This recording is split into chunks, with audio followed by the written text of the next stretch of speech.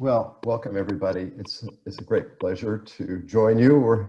Yifei and I are from the West Coast, and we began the meeting today talking about how to expand the tent. And if anything is the lever that helps us expand our tent, bringing more regular people, motivating them to get involved and engaged. So I'm going to start and show my slides, and the focus is a special category and very important approach to grassroots outreach. And this has to do with grassroots outreach online, how to transition. If there was any time that was apropos to do it in the strange times that we're all living in, this is the time. So before I get on with the presentation, what I'd really like to do is introduce you to my very talented co-presenter. Hi. Hi. Dave, we can't see your slides. Oh, you can't see the slides. Sorry. Sorry. Thank you so much. Made the first error in online presenting, so we all learn as we go. There we go.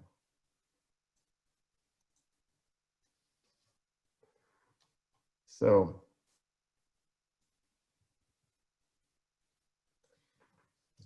Yifei is a co-lead of our presenters and schedulers action team. We teamed up last February with a mutual interest in targeting grassroots outreach presentations, primarily at the concerned and cautious, and this speaks to the Yale communications demographics. Then the pandemic hit. It shut us down. Well, it shut up pretty much everybody down. But then, to this big surprise, online presentations to grassroots audiences can be just as effective, and in some ways more effective, than in-person presentations. And so the reason that we're both here today is to share our findings, our experience, and how to transition to grassroots presenting online. Now, we've allowed time for discussion, and we want to hear from you. So please use the chat as we go along to enter your observations, make comments, and ask questions. So our goals today are threefold. First, powering up to the new outreach dimension online. Second, understanding how to motivate audiences. And third, becoming familiar with the process of going online. So we're just trying to merge the culture and the values and the techniques of CCL to be able to do what we're doing right here today on Zoom. But wait, and some of you say we're already online, and it's true.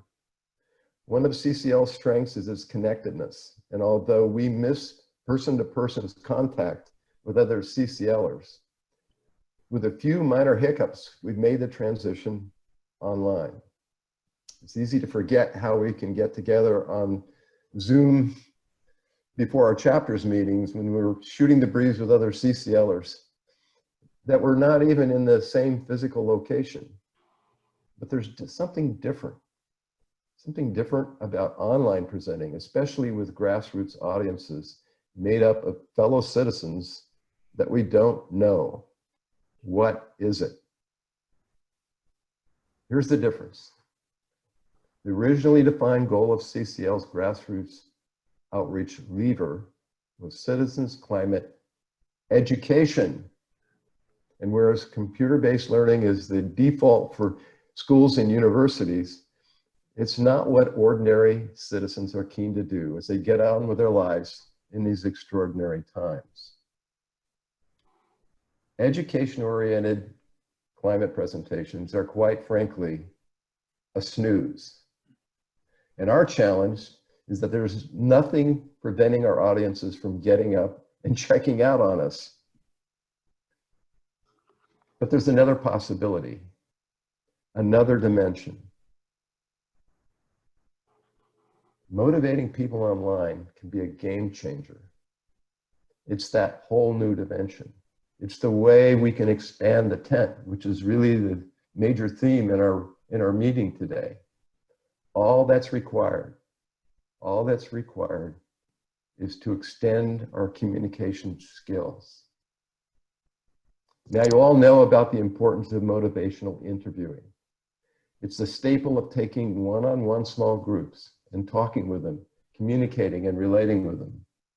What we need is an equivalent approach for motivating audiences, one-to-many. Something that's essential for motivating people online. And that's what we've been working on. Now, there's a second element that's needed for transitioning online, and that's building out your online teams. It's a natural extension to what many of you are doing in your chapter meetings. But for online presentation, it's a great opportunity to plug in new people, these people in the expanding tent, into roles. So this is part of chapter leadership. Give them something to do, a role to play. Now, you may start out with a presenter, and she might be a kind of lone wolf character, but the first thing to do is team her with a scheduler. And what the scheduler does is multiply the outreach opportunities. And now things start cooking. But now you can do something else.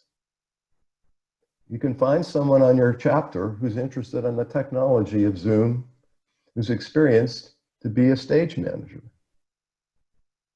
And then perhaps a proactive chat monitor. Well, what's a proactive chat monitor? Well, that doesn't mean just trolling through all the chats, but by feeding real online information in response to those chats during the course of the presentation. And then you might have a new person that's right out of college, and you want to get her engaged. So you plug her in and she's managing the Q&A. So you can kind of see how you're forging an integrated online team, which is the foundation for what we're here to talk about. To give you a feel how all this fits together in an online format, Yifei is going to give you a demo of what motivational presentation looks like, or more appropriately, what it feels like, bearing in mind that this reflects where she lives, where we both live on the West Coast in Palo Alto, California. So we're going to do a kind of demo here, but what to look for. The slide format will be different. The tone of the presentation will be different. The motivation will be different. Again, I encourage you to use your chat as a notepad because we're going to have some discussion and follow up. So Yifei?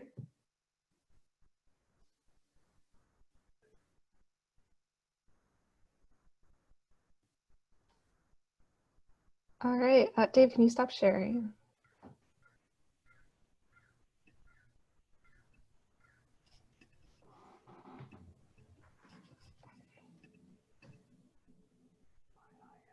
Hey, can we all see my screen? Good to go. Okay, cool. Well, thank you so much for coming here today to listen to my climate story. Whether you are alarmed about climate change or you're still trying to understand what this means for all of us, I hope you can take something away from my story today. A little bit about me. I grew up in the Midwest in the suburbs of the great city of Chicago, and I moved to the Bay Area in 2013 to do my master's here at Stanford. One of the things you realize when you move to California is that it's really environmentally friendly. Everyone was so conscious of the environment, and I easily adopted that too. I never composted before I moved to California, but when I did, I made sure to compost as much as I could. I bought a bike and I biked to work every day. I cut down on beef, and I felt good that all these adjustments I was making to my life, that they were helping to slow down climate change until this happened. Every year now around September, the Bay Area looks like this. Smoke fills the air as our wildfires get worse and worse every year. This year, we had a full month of dangerous air qualities. One day, the sky even turned orange. It felt like we could have been living on Mars. I felt trapped in my room and most of all helpless. I couldn't do anything but wait and hope that it would just all go away. And that's when I realized that even if California fixes climate change, it won't be enough. As long as the world keeps emitting greenhouse gases into our atmosphere, California's droughts will get worse and worse, and our fires more devastating than ever. And that's when I looked at this world around me. The cars that we drive every day, the cell phones that we use every day, the laptop that I'm using now to speak to you, the houses we all live in, everything that we own was made through energy. And that energy most likely came through fossil fuel emitting sources. The problem felt so embedded into our society that it felt impossible to extricate quickly enough. I didn't know what else to do in that moment, but feel the gravity of the situation. I realized that was the moment that I actually accepted climate change. I always knew about it before, but I hadn't quite emotionally accepted it because accepting it meant subjecting myself to a problem that felt too large to solve. And that's not a good feeling. But alongside all this depressing news about the climate, there was also some heartening news, which is people's changing views on the climate. This is a photo that I took last September during the climate protests in downtown Palo Alto, where I live. These protests, however, weren't just happening here. On this day, over 7.5 million people showed up over 150 different countries to demand action on climate change. This is a result of a major shift that we have been seeing in people's views on the climate. In fact, Republicans are changing their mind too. The majority of Republicans under the age of 40 now think the government should be doing more to address climate change, which is great. We want the government to take action. We want the government to do more. But what exactly is doing more? What should the government be doing? For a long time, I wasn't sure exactly what that was either. Whether it's investing in nuclear or solar or wind, or perhaps electric cars or greener buildings, I didn't know what was most effective. But what I did know was that climate change was so heavily tied to our economy. Our economy runs on fossil fuels and carbon emissions. Now, how do you get that out? Luckily, many economists and scientists have already figured out how to get something out of our economy, and that is to put a price on it. Carbon pricing. The idea is simple. If something is more expensive, fewer people will use it. People will find cheaper alternatives. And as we all know, renewables are getting cheaper by the day. This will not only drive the outcome that we want, but it also makes sense. Carbon emissions have a real dollar cost associated with them. Right now, we pay that price, us, ordinary citizens, but we're not necessarily the ones emitting the carbon in the first place. The right thing to do is to put a price on it at its source, to say that the moment you extract it from the ground, you're paying the costs that will eventually cause down the road. It's not even a crazy idea. In fact, economists have backed this idea for decades. Over 25 other countries have implemented carbon pricing and seen their emissions drop. Plus, there are 8 different carbon pricing bills sitting in Congress right now. And you might be thinking, well, if the price of carbon goes up, I don't want to pay more. I don't want to pay more for gas. So that is where the second part comes in, which is, what do we do with all the money collected from the tax? Where does it all go? There are many solutions to this, but the one that I like the best is the idea of gathering all that money and dividing it up and giving it back to the citizens in the form of dividends. The citizens can choose to spend this money however they'd like.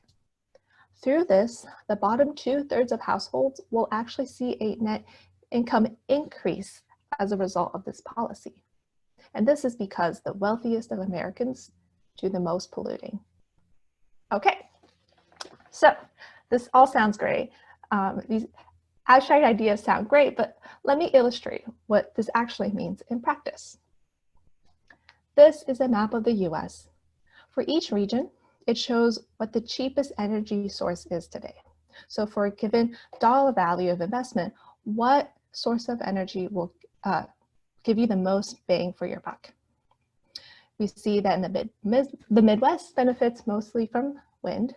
The Southwest sees solar as the most advantageous source of energy, but the majority of the US still finds natural gas to be the most strategic investment for energy today. And as we all know, natural gas is a fossil fuel. What happens when we put a price on it? So at $60 per metric ton of carbon, which is roughly 50 cents per gallon at the gas pump, we now see that parts of the US that previously saw natural gas as the most advantageous energy or source of energy investment now see solar as the best choice instead. Instead of investing in natural gas, people in these regions will start pouring their money into installing solar panels. Demand and competition will incentivize people to further innovate, driving prices down and causing a chain reaction. And so this is how we're going to do it. This is how we're going to overhaul the entire nation's energy infrastructure from relying on fossil fuels to relying on renewables. Okay, so this all sounds amazing, right? Finally, a tangible solution to solving climate change. Normally, at this point, I would simply nod my head and hope that somebody out there will pass a climate solution like this. However, last year, I found an organization called Citizens Climate Lobby that has transformed my thinking about legislature. For over a year now, I have been volunteering for the Citizens Climate Lobby. CCL consists of over 190,000 ordinary citizens who ask themselves, what can I personally do about climate change? It's one thing to hope that somebody out there will pass a feasible solution. It's another thing to ask yourself what you can do to help. Each member of CCL has acted on that exact question. Together, these ordinary citizens managed to draft a bill, get it introduced to Congress, and gathered support from over 80 co-sponsors. They do this by getting the word out there to individuals, organizations, businesses, but most importantly, to their members of Congress. Every CCL chapter meets regularly with their members of Congress, and what the Congress members always say is that they want to hear from their constituents. So if you're wondering what you can do to help, well then it's exactly this. Call your member of Congress. This is a photo of my Congresswoman, Anna Eshoo. She already supports the bill, but it's important for me to thank her for her support and urge her to pressure her colleagues in Congress to join her in that support. And you may be wondering, how do I do that? How do I call my member of Congress? I've never done it before. Don't worry, I was exactly there last year. CCL has made that easy for you to do. We have a website where you can enter your email or phone number, and every month it'll remind you to call your member of Congress to ask them to address climate change. It even gives you text prompts to read if you don't know what to say, which I definitely didn't the first time I called. And I want to emphasize again that this is so important to call your member of Congress, because at the end of every month, they tally up the issues that people called about to determine what to work on. If people called about climate, then you bet they will work on climate. So now, let me call my member of Congress, Congresswoman Eshoo. So I have her on my phone, so I'm going to call her.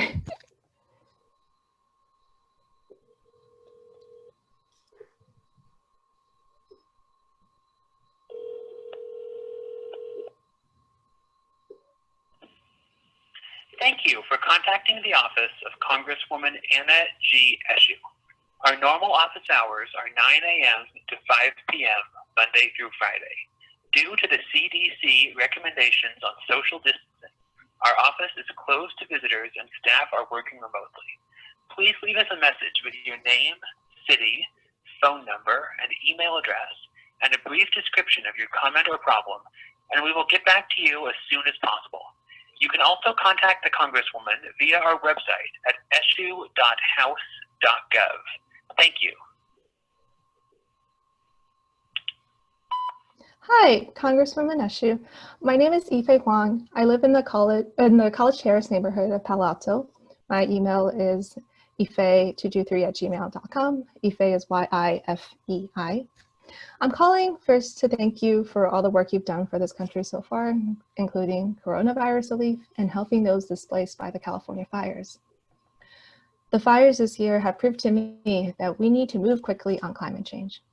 I know that you already support HR 763, but I urge you to pressure your colleagues in Congress to pass the bill so we can quickly reduce carbon emissions and stop climate change. Thank you for your time. See, that was super quick, right? At the end of the day, solving the climate crisis is a political problem. And it is up to us to tell our members of Congress that we care about the climate and we support the idea of a price on carbon. Here are some of our volunteers outside the office of Congresswoman Eshoo. In fact, Congresswoman Eshoo she is now a co-sponsor of the bill, but she was not originally on board with this. It was through the support of constituents like us that she finally came through to supporting the bill. Seeing such changes and the progress of CCL and the energy of its volunteers proved to me that I, as an ordinary citizen, really do have a role in this democracy, and that ordinary citizens can really bring about change if we work together. So what do you think? Do you think we can solve this global climate crisis? You know, just over a year ago, I was afraid of the problem. Everything that I did felt so small and inconsequential. And I was really ready to accept that we were all doomed anyway, but I was secretly hoping for a miracle. For me now, that hope is not a miracle. That hope is a simple bill and the power of ordinary citizens. And I think if we pass this bill, and we can clean up the climate if we work together. Thank you.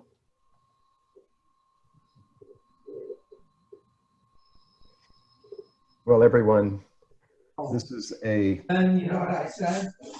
Thank you so much. From a sin, say it. So what we wanted to do was get your reaction. Some of you may have given presentations, done grassroots outreach. There's certain things that are new. There's certain things that are missing. I see a few comments in the chat. We wanted to dwell on this a little bit to get some input and comments from you all.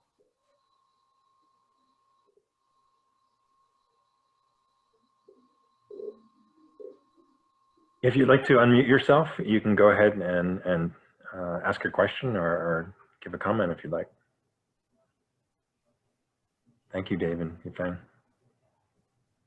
I think her use of emotions was powerful. It was not manipulative, but she addressed personally and authentically her fear, and then her sense of empowerment, her aha moment, and her hope and work. And I think it's the emotional power of her presentation more than the facts, although they were helpful, that made it a persuasive presentation to me.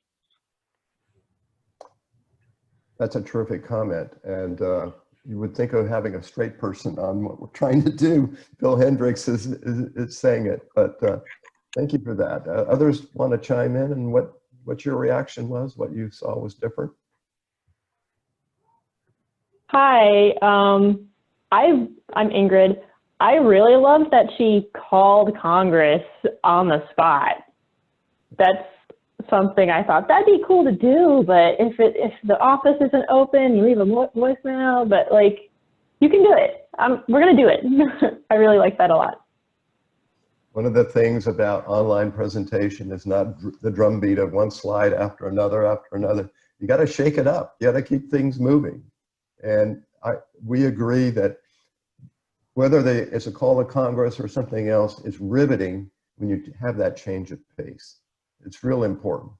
That's how we expand the tent. Others? Yeah, I'd like to chime in with that tool, the Congress, Call Congress tool that's accessible to CCLers. Is a really powerful tool, and we've done an email blast to the entire state of Virginia here recently, and we've got I think 40 new callers across the state just in the last 7 days, and currently Virginia is #3 in the country for the number of calls being made. So that's a powerful tool, and I love that it's worked into this presentation. Great. Did you notice anything about the slides? Was there any particular slide that was more impactful to you? If you kind of spool the reel back, is there anything that struck you about these slides compared to other slides that you normally see? Yes, not a lot of words. Not a lot of words. Very important, I think. Yeah. Not a lot of graphs, not a lot of facts and data and stuff, more just, this is what's outside my window kind of thing. But those of us that aren't living in California, who don't have such a dramatic statement to make, you know, how do we make it more, I mean, you don't want to make it more exciting just to be exciting, but do you know what I'm saying? Make it more specific to Virginia.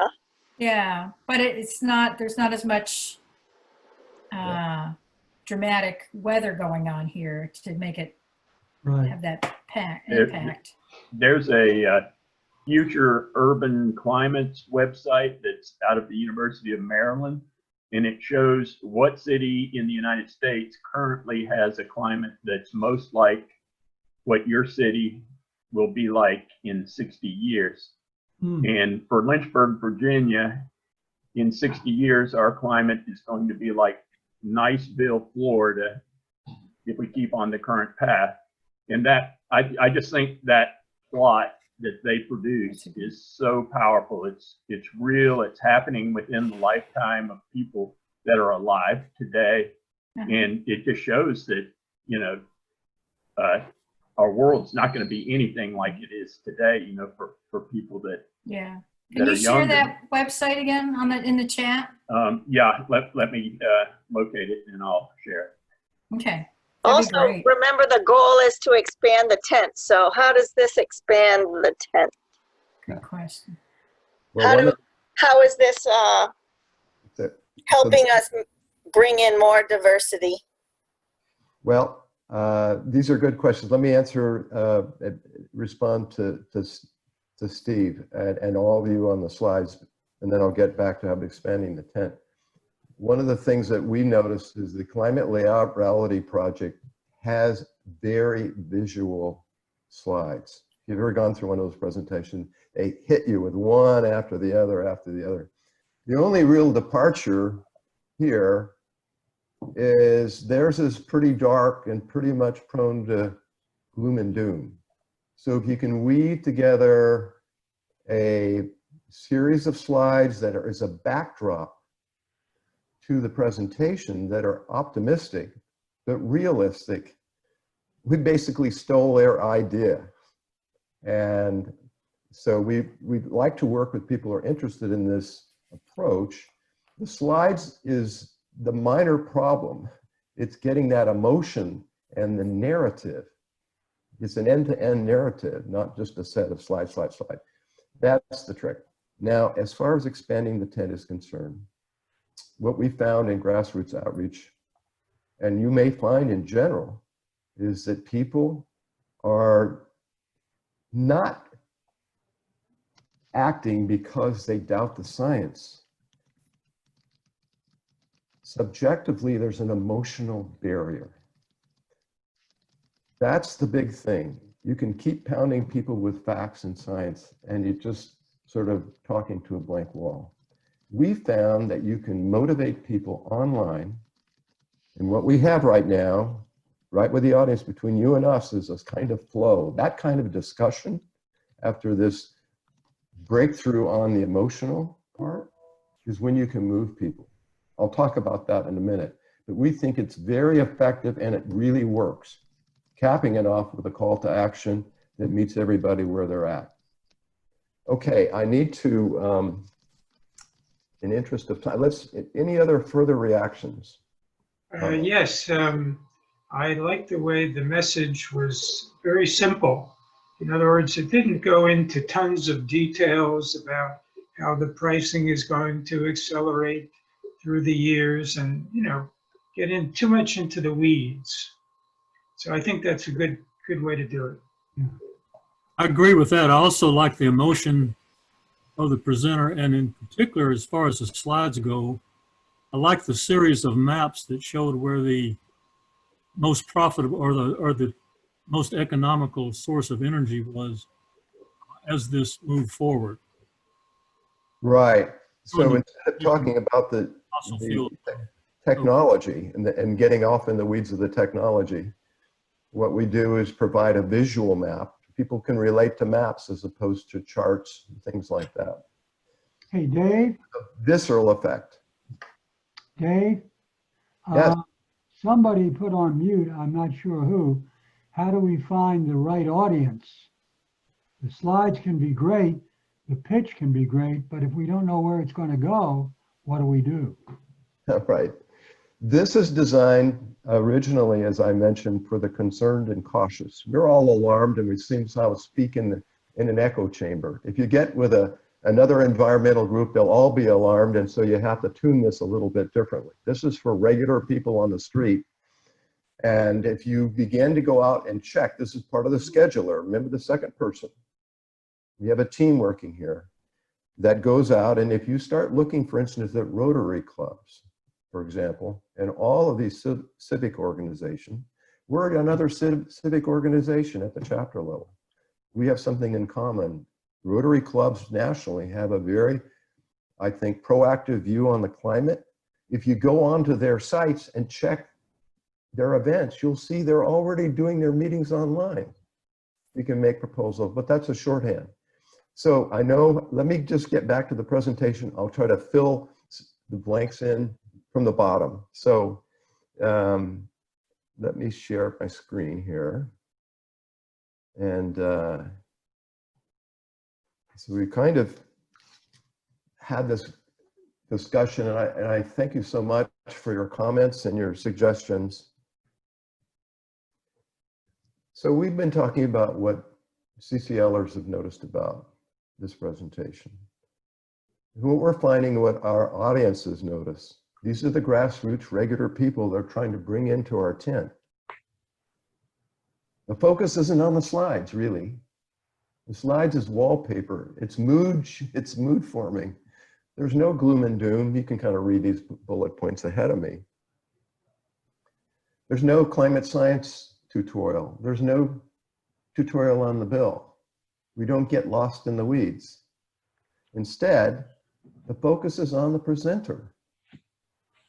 It's a presentation that has hope, possibility, and optimism. And of course, a number of these points you also pointed out. And the idea of a single call of action that meets people where they are. You know, I could do this. How many of you have, as Yifei said, have called their member of Congress? It's not only your right, but it's your duty. They work for us. Okay. Unnoticed behind the scenes is the science. And although we tend to think of the climate issue as being the science of geophysics and everything else, the real science is the psychological, sociological barriers that we're trying to break through. So you can kind of look at this, the presentation, subliminally, what's going on in people's heads is kind of an arc. It starts with acceptance and hopes, empowering people and giving them agency without they're even realizing it. And so that's fundamentally what's going on the left. But the experience, and we think of this as an experiential presentation, is what you see on the right. The hope, the possibility, the idea that if we join together, if we get under the tent, we can make this happen. A solution to climate change is just within our grasp. So we talked about what's going on behind the scenes process. But there's another kind of behind the scenes process underway that's making all this work online. Online presentations are presentations. They're produced events. This is especially true for motivational presentations. We presenters have to totally be in our presentation, right along with our audiences, just like Yifei and I and all of you were. Yet a well-produced event becomes transparent. That's when the audience and the presenter achieves this kind of mind share and flow. Cognitive sciences says that is where the magic happens. Because the audience log rolls the whole presentation for you. Some of the comments that you were making in our little breakout was working. You were being moved by not what I was saying, but what you were saying. So in this picture is John Keller, who's making it all happen. Well, he's our John Keller in our chapter. He's a stage manager extraordinaire. And he's also the fellow co-lead of the presenters and schedulers action team. And so we've recently drafted a stage manager's guide, as you can see here, and how to produce online events based on the Zoom platform. Soup to nuts. And we're going to provide you with a link about that in a moment.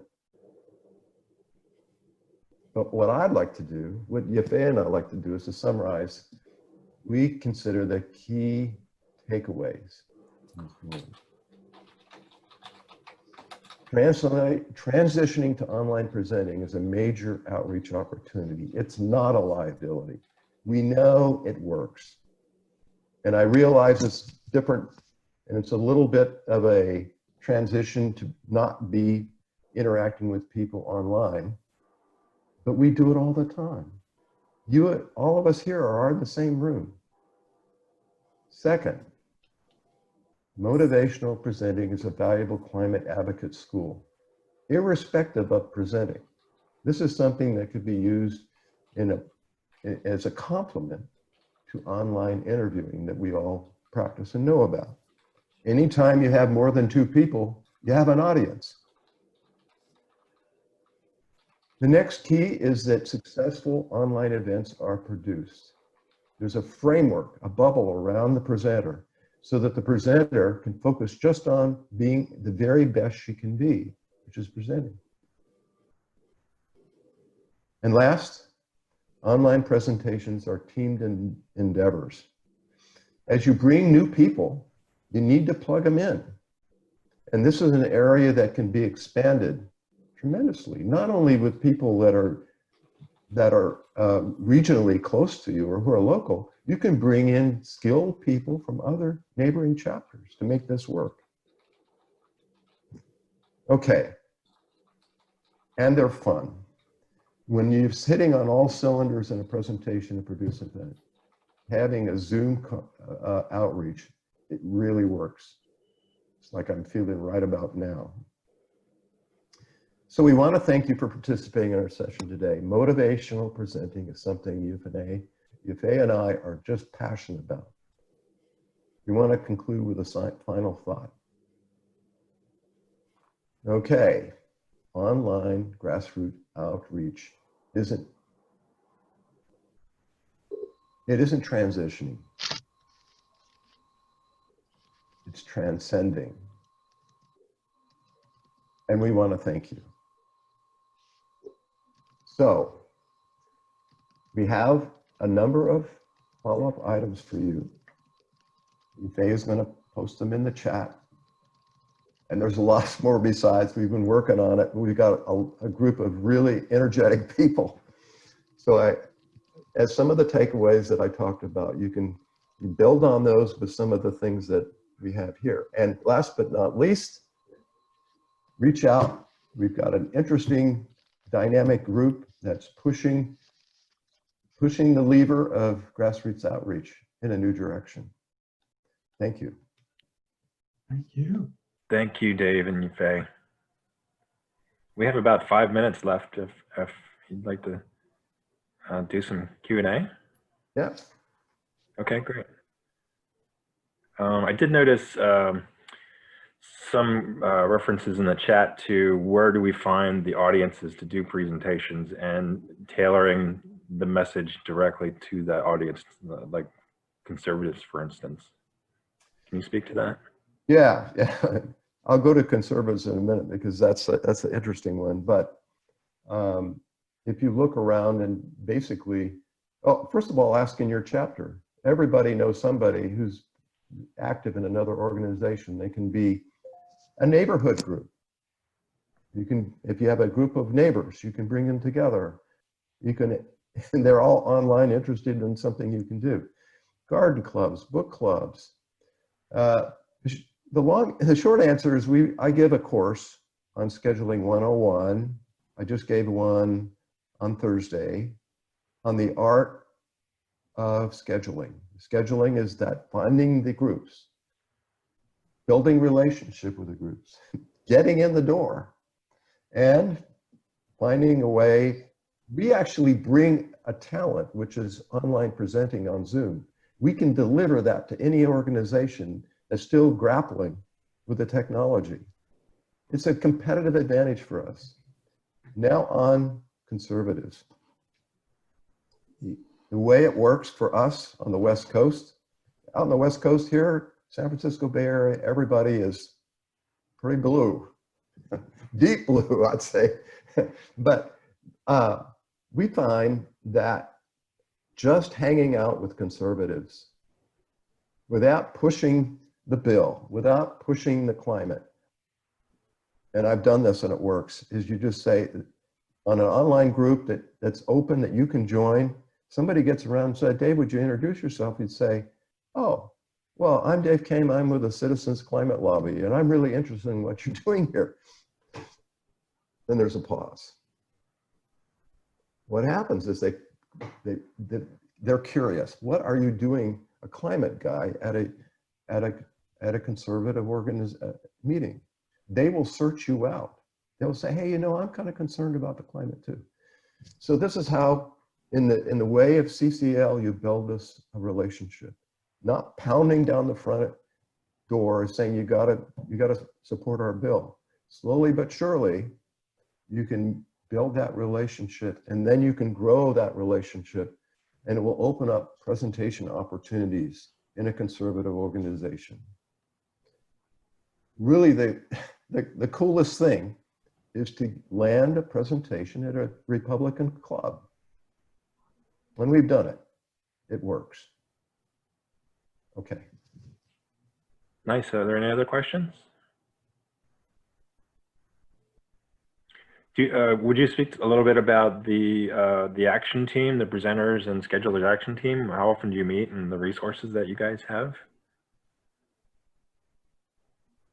So Yifei, were you going to answer that? You want me to address it? Oh, sorry, I missed the question. I was looking at the chat. Yeah. So we're one of the action teams. You go on to community and you go to connect, and at the banner, you'll find there's a whole array of action teams. We are the presenters and schedulers action team. We're a service action team intended to support chapters and every other action team. It's one of the largest action teams in all of CCL. And one of the things that we're doing is supporting you to be more effective, to grow the tent by engaging in collective outreach. And so we meet. We just had a presentation on Thursday, a subgroup, which is changing the way that we do presenting, is called the Motivational Presenting Project. We're interested in people who want to work with us. We can train, we can transplant what we've learned on motivational presenting. So if you see in the chat, contact Yifei and I, and we will get you connected. I'm just going to put a link in the chat to the presenters and schedulers action team. Yeah. And community. It's got a great forum, just like CCL. Everybody's chatting back and forth, and I learned so much from all these folks who've been doing presentations and been doing CCL presentations for all these years. Yep. All right, it looks like it's about time to wrap up here. Thank you so much, Dave and Yifei, for this excellent presentation. You got me thinking about what groups I can be doing for in my community. So thank you so much. Thank you. We hope we motivated you. It's great.